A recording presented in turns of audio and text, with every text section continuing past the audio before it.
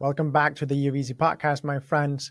Jeppe, this is another CVC episode, so maybe you would, as our in-house CVC expert, tell us a bit about why you think we should have Matti on the podcast today. What I'm super excited about today, especially with Matti, is that now we're having a person on the show that has scale-up experience, fund experience, turned CVC, right? What's not to love? So I'm super excited with having Matti here, also representing a sector that we have not had on the show before. So I'm eager to hear more from Matti, learn from him, and see, where will it take us. This was their finest hour. Tear down this wall. It's more than just an alliance. This is a union of values. Let's start acting. This show is not investment advice, and the hosts of this episode may be invested in the funds and companies featured. So Matti, let's know a little bit more about you. Cool. Hey, first of all, thanks for having me, guys. Yeah, so my name is Matti Rönkkö, from Finland originally, and back in Finland now, living again. Currently serve as the managing director of Kiilto Ventures, and we're a venture arm of Finnish family-owned business called Kiilto, which operates in the chemical industry with more than 100 years of history. Been here for 2.5 years soon, and been building up the ventures unit from day one. But one correction to your intro related to my experience. So I don't have direct fund experience. I do have scale-up and growth experience, and then being a rocket, but have managed to fund itself.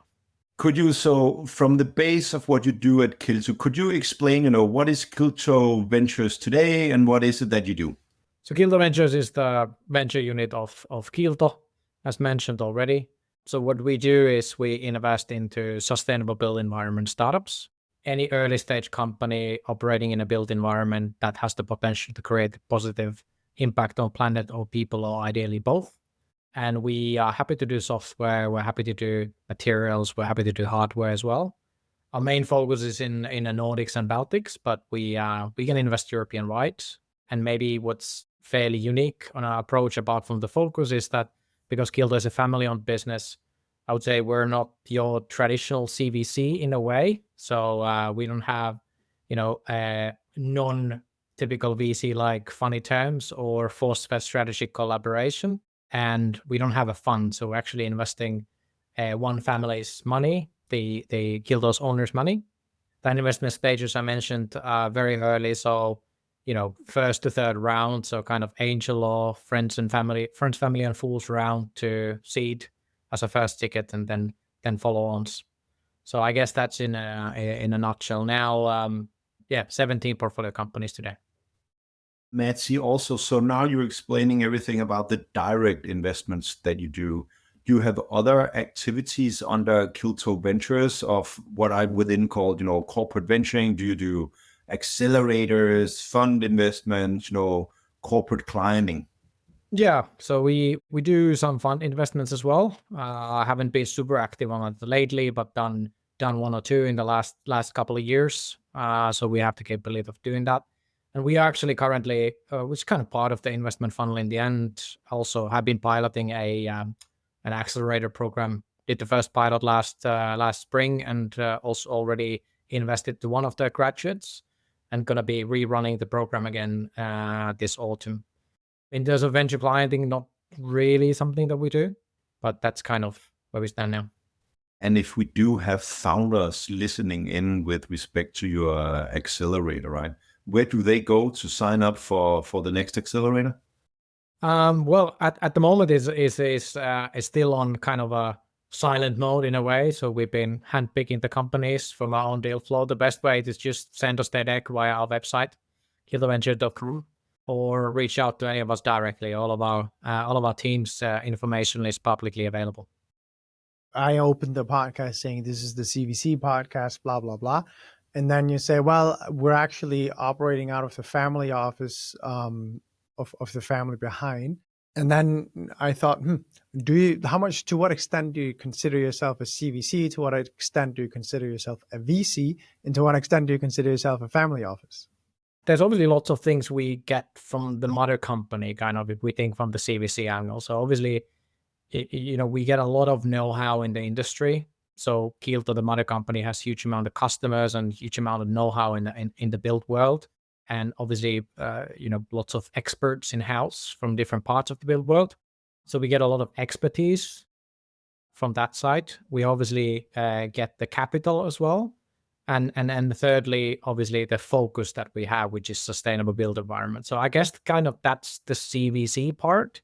What is the VC part is more on how we invest. So as I already mentioned, we don't have any, there's nothing in terms of collaboration is tied with our investments, for example. So we don't have any, force-based strategy collaboration as event or no funny terms.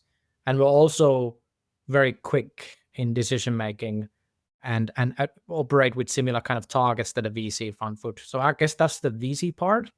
And then the family office part, I guess, comes from the being, I guess, fairly patient. When you have a history of 4 generations and a background and more than 100 years of history, you can be sure that we're not the first investor. We're not the investor who's going to be the first one to panic if things don't go accordingly. So what we're kind of trying to find is, I guess, the best of both sides, or all 3 sides in this matter. And I think that's one of the things that I have learned as well doing this, that you kind of need to pick, because it's really hard to be a full-on CVC and then get access to the really top of the top deal flow and so on. So you kind of need to pick and choose what do you want to be. Matti, maybe just to hold it a little bit and say, you mentioned that you use what you get as a CVC is the expertise and the money. Could you spend just a few, words on, the expertise and how you collaborate with Kiilto? Yeah. So in terms of our collaboration, first of all, obviously we have quite a lot of people in-house that we can use we can work with to validate things in terms of market problems. In terms of, if you look at the material case, we actually have a lab and almost 100 chemists in-house, so we can send the materials over and run tests with them and so on. We also get insights from the mother company in terms of what are the challenges in the market. Then obviously what we try to do with the portfolio then is that we try to facilitate intros to the potential companies, which is obviously interesting for the mother company as well, if they can bring into their customers interesting startups that solve some of their problems. So those are some of the things that we do with the mother company. But of course, we're not a strategic investor. It's not automatic in a way. So we facilitate that, but the companies that we invest into need to do a good enough job and be exciting enough, so the mother company also gets excited. So this is again what I said, that you can't get everything in a way. No, and I think that's super true, right? One thing that I would also, so when you talk to the experts and so forth, right, many VCs are thesis-driven investors, right? And you need to find the areas you want to invest in. How much time do you spend with the core company in shaping your investment thesis? I think in the start, it was done fair amount to set up, to do research and discovery around the, high-level problems in the industry and so on. But it's not something we do super actively. Our other partner, who is a chemist by background, has been operating in the industry. He's more running the kind of looking into verticals and interesting things that are happening in the market and so on, and obviously speaking with the mother company of that. But we don't really kind of shape the thesis in a big way with the mother company today.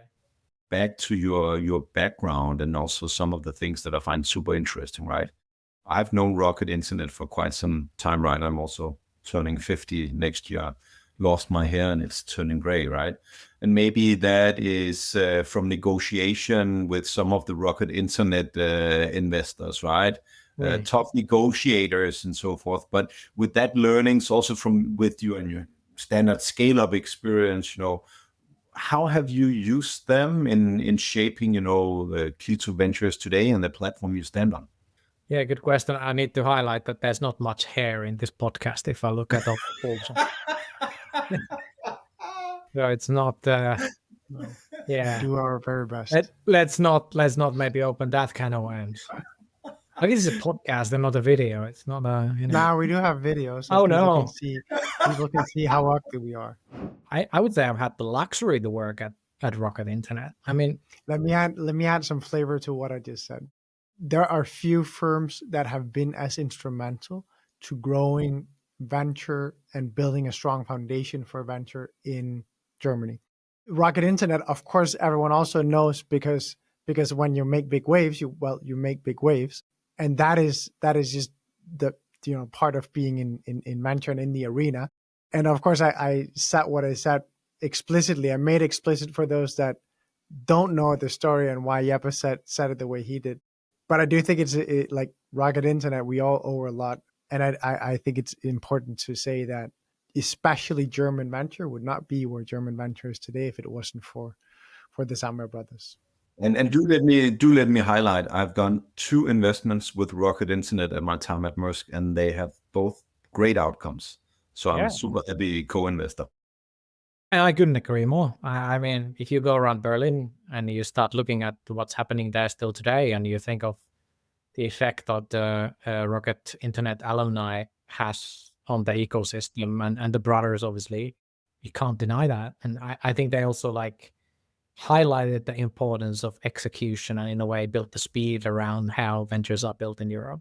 But all things aside, I obviously had the luxury to work with them and with some amazing people, like really, really smart people, really hardworking.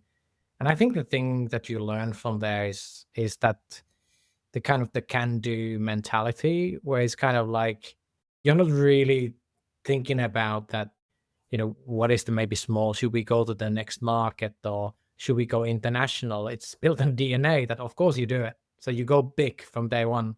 And I think you learn a lot from that. But like, I think in everything, you need to start in understanding what are the things that you want to replicate and what are the things maybe you want to do differently. And if I kind of think my steps after Rocket, then I joined Nosto, a founder-led company out of Finland. And I think there, and also after that, I really learned the importance of building a strong culture within a company, within the team. I'm not saying at Rocket we didn't have that, but obviously because people change more and so on, it's much tougher.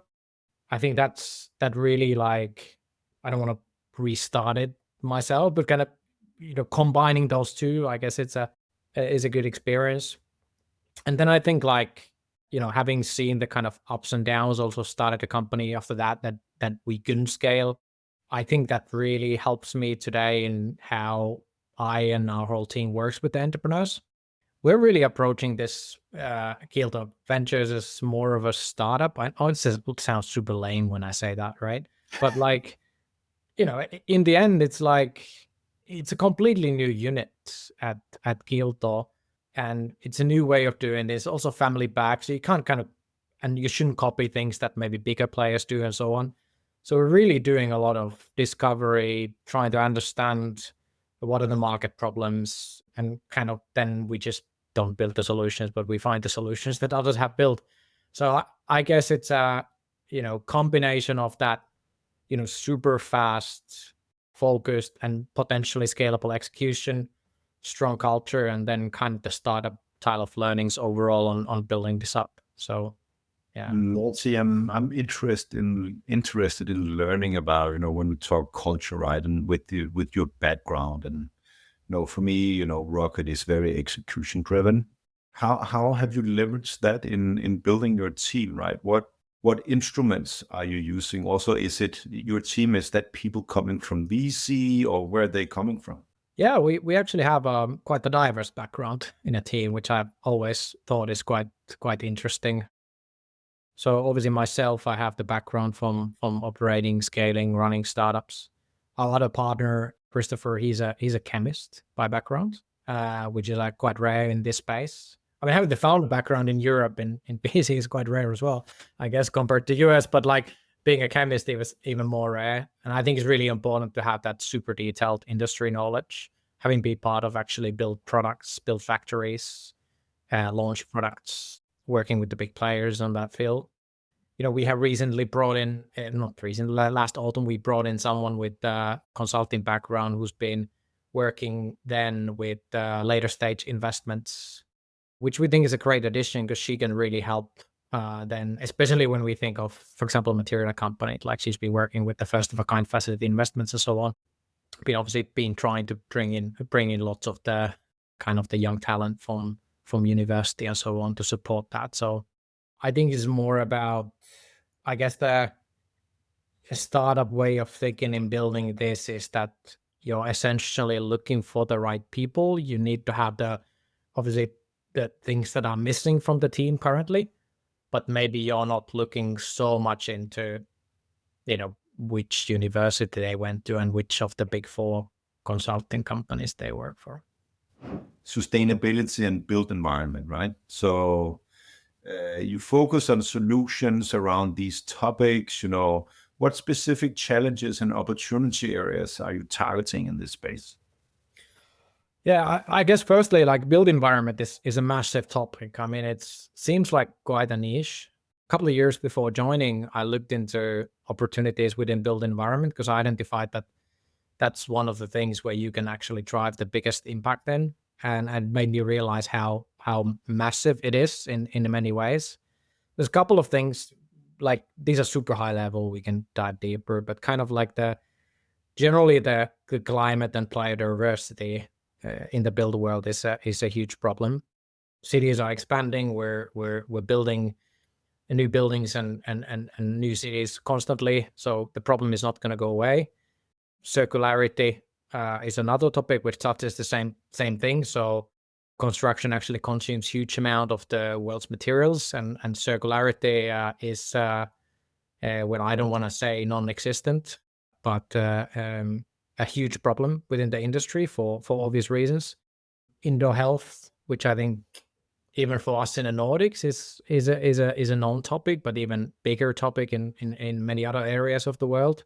And then inefficiencies in construction, which cause huge amount of monetary losses and delays, but also no one likes to have those diesel machines running any longer than what is needed. Those topics are massive, and I always like to play around with the idea is that if we take kind of cement production alone in terms of emissions, if cement production was a country, it would be the third largest emitter in the world. So if that's the magnitude of problems you can solve, it's hard for me to see a more exciting challenge to focus on. Could you add some of your portfolio companies to these areas so we get a better understanding of what you have done in the space? Absolutely. So we have a couple of different material companies, for example. So one of our later investments, a Swedish company called Recoma. They are producing construction materials out of cardboard waste. So basically you could have your oat milk carton reused in your walls, and they are replacing gypsum walls, for example, already fully operational and selling the products today. That can have obviously depends on building, and an average building, it have multiple percentage impact on embodied carbon levels, for example.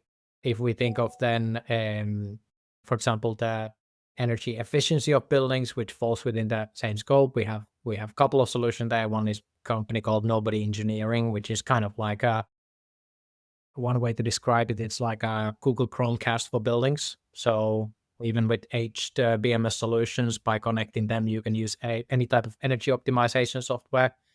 We recently invested into a company in Denmark called Acembee, and they are solving the emission reporting and cutting down the energy use on construction sites, which is then a big part of inefficient constructions. So those are just few things to mention from the portfolio. One of the things you mentioned earlier, also with respect to a team and so forth, right, is some of these first of a kind investments, right? This startup you also mentioned, right? It seems like quite heavy in production, right? When you go about this, how does that look for your portfolio, right? How much is related to products, and how much is related to services, and what challenges do you face when you do these different kind of investments? Well, I think in the end it's the companies that face the challenges, not so much us. And I think from Kiilto's I come from a software background, so I personally found these material companies like extremely exciting and also extremely difficult. So currently, if I think of our portfolio, I'm just trying to count here in my head, like I would say 1/3 roughly is kind of pure materials, and rest is kind of some type of IT hardware or software. Like I said, I don't think it's that big of a challenge for us, but obviously, the right kind of money for these material companies, that's obviously a challenge. And obviously for someone like us, we need to be prepared to back them up long term. But I think then again, for those type of companies, when we talked about the kind of the CVC side of things on how we can support them, we can probably support them then from the mother company a bit more than the software companies. And so in that sense, we're probably also a good investor for them. Some data from the Nordic CVC industry, right? We have I have a close connection to a professor at Copenhagen Business School. His study shows that 42% of the Nordic CVCs like to co-invest with one another, right? Also, so the question to you would be, when you go into some of these more, can we call them CapEx heavy investments, do you then like to co-invest with other CVCs, or how do you go about that risk when you invest? We do, in all companies we go into, we love to go invest. And I think personally from founder perspective as well, having the right combo of investors who can bring the right kind of expertise is great. I personally like combos where it's more of maybe a generalist investor and then us. Then I think you can really get the best of both sides. I don't think there's necessarily, because we come in so early, even to the material companies, at that point it's not so vital that there's another CVC or player like that. I guess just in general, kind of in those cases, you want to make sure that there's someone else there who has the firepower and hopefully kind of deeper pockets than you have yourself to back the company up, because, they might need the additional cash at some point. But yeah, no specific kind of CVC collaboration, but generally, like most of the deals we do is co-investing with someone else or a group of VCs. Also, Matti, when we look at also the collaboration over towards the mother company, right? Are there any of your portfolio companies that are so close to the mothership, as I call it, that you also offer offtake agreements and the likes in those collaborations? Yes, there are. So that's maybe obviously more on the material side, goes without saying. And is that a key differentiator for you when you do the investment? Is that something you test beforehand? Or is that something that is an extra added benefit that might be something into the future? It's definitely extra added benefit. Like I said, we don't do the strategic part in a way. Make certain things more difficult maybe, but I think again, if you try to tackle both parts, it's very tricky. And then I'd like to say that when the collaboration starts to happen, then you can be really sure that you made the right bet. If the mother company gets excited about them, even though they don't kind of need to get excited about them, then even better. And maybe it's good to highlight that obviously what we try to do is, and maybe this comes also from my background of, if I think of my career, like it's almost kind of gone a little bit backwards in terms of digitalization in a way, like coming from the e-commerce tech where everything is measurable and digitized and so on, then going to fintech where all of a sudden you move to Excels and black screen, and then you go to construction, which is, I don't want to say top of the cigarette carton calculations because it's not, like, things take more time. That's what I'm saying. So I think what we also try to do is that we obviously look at hundreds and hundreds of companies within the space every year. So even if we don't invest, be that because the company is too late stage or whatever it is, if we think the innovation is exciting, we obviously put them in touch with the mother company. So we've actually had results from companies we didn't invest to actually partnering with the mother company. Yeah. No, and I think an interesting discussion is always, as an investor, what do you contribute with to the startup and the founders, right? We hear all the VCs claim to be active investors, right? That's a broad definition of what you do when you invest. And now Andreas is smiling a little bit because he knows the question, right? So I think for me, a lot of the things that a corporate can bring is, asset, brand, customer, data, expertise. But I also find it very difficult to promise anything. When you pitch yourself, Matti, towards the startup community, what is it then that the startups can expect from you when they get your money and get Matti on board? Yeah, that's a really good point, and I think every startup here's the kind of where entrepreneurs first and investors second pitch from all the investors. Yeah, so first of all, we are quite active as investors. So basically do the kind of regular VC work, so to say, so make intros to other investors. We take board roles, you name it. Obviously, we have a fairly good network from the industry, partly via our own work, because that's where we operate and we do our own discovery and so on, but obviously through the mother company. So, we have the capability of we can facilitate those intros. Then obviously, because we are a industry specific investors, we do already obviously have really good insights into what's happening in the market. We're quite good at gathering kind of market insights without sharing company details, but gathering things on pricing levels and things like that. So we do that quite actively. Yeah, I guess then the different backgrounds from the team that we have, we try to always find the right person who can help with the right thing in a way. But in terms of promising, it's always also down to how the company does. I know I'm Finnish people are good salespeople, so maybe I'm not selling as well, but like, of course, we do whatever it takes for the company to become successful. But I think what you learn also being on the other side of the table, it requires also activity from the founders and from the team. And what I'm also trying to teach the portfolio startups is that how do they learn to manage their investors, and how do they learn to manage their corporate relations and making most of it? I mean, you guys probably know this yourself, having been in the industry, that I think the best founders and the best CEOs, they actually manage the investor base. A lot of the time that I spent in CVC, right, was trying to figure out how I could best harvest the knowledge from the mothership and combine that with the startups, right? Because I was super biased coming from the VC industry and into CVC, right?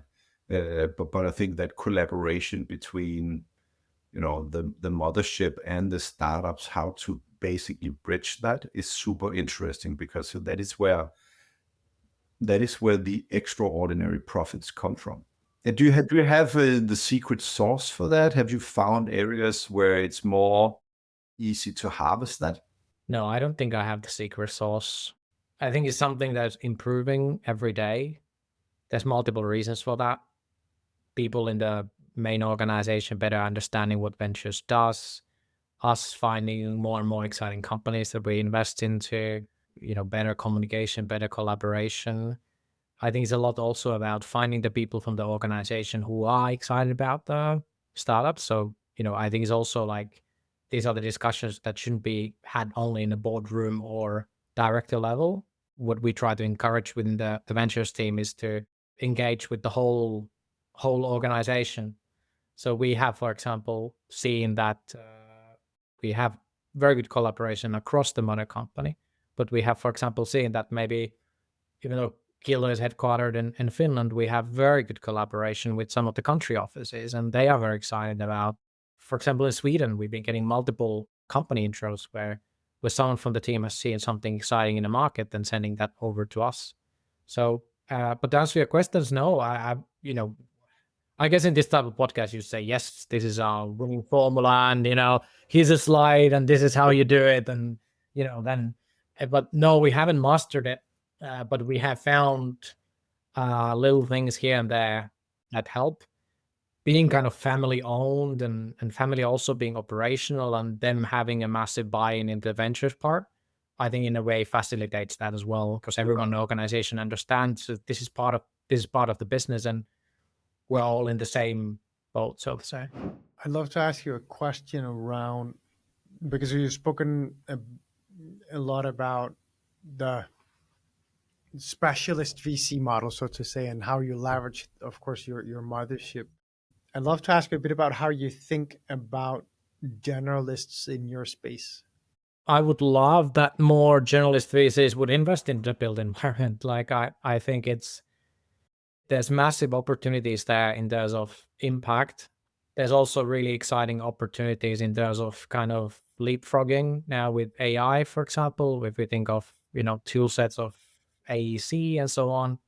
But there's obviously an understandable concerns because of how the industry operates and being fairly slow and project driven and so on and so on.